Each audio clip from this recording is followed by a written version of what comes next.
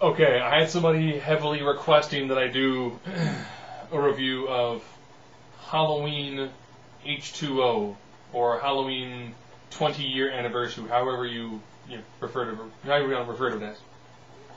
This is actually one of the last horror movies I saw in a movie theater in Joliet, Illinois. Because after this one, they more or less quit doing horror movies at the Cinema 8 that was there. When it comes to ending a franchise, this is like the best way to end a franchise. You know, they brought back Jamie Lee Curtis, the original Scream Queen from the first Halloween. You know, and they really she played off beautifully against Michael Myers. This, their chemistry alone makes this a very good movie. It's also very satisfying, which when it ends, and he's like, I think he's pinned between, I want to say, like a car and a branch and a tree, and he reaches out for her, and you can feel the emotion coming from the mask, like, help me, help. She cuts his head clean off and it bounces. That is by far a satisfying ending to a movie series.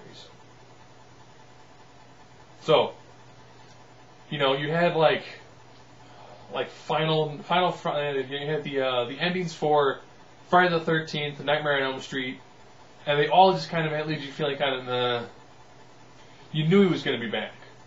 With this one, 20-year anniversary of the original Halloween, still one of the best horror suspense movies ever. You had a very satisfying ending. You had very good emotional connection between Jamie Lee Curtis character and Michael Myers. Michael Myers was threatening. It's not over-the-top violent, which is why people today probably won't like it as much. For its time, it was fairly violent. It was kind of around like the teenage slasher flick revival time. Some people kind of overlooked it because of that. Other people went, well, it's capitalized on the trend. A trend that it kind of really helped start. So, Halloween H20, or Halloween 20th anniversary, however you want to call it, very satisfying movie. However, they quickly ruined it when they brought him back. You had a good ending to a franchise. I mean, that was it. You could have ended with Halloween H20, not have had to do, Resurrection or Reloaded or Michael Myers Strikes Back, however else you want to keep on bringing them back. It was a satisfying conclusion. It worked. It was great.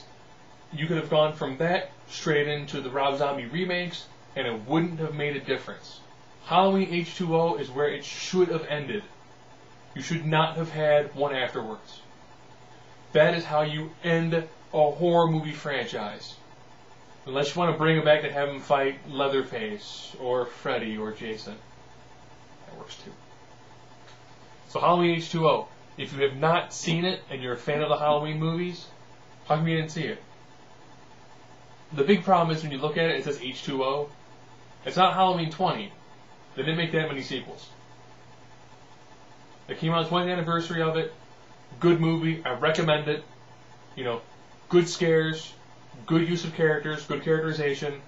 You actually begin to kind of feel some emotional bond with Michael Myers towards the end. Like I said, he's pinned. And he's like, he does the, like, I need you to help me. She was like, no. And cuts his head clean off. And it's not one of those, like, head cut, spray of blood, bloody head rolling away. It's just it's a clean,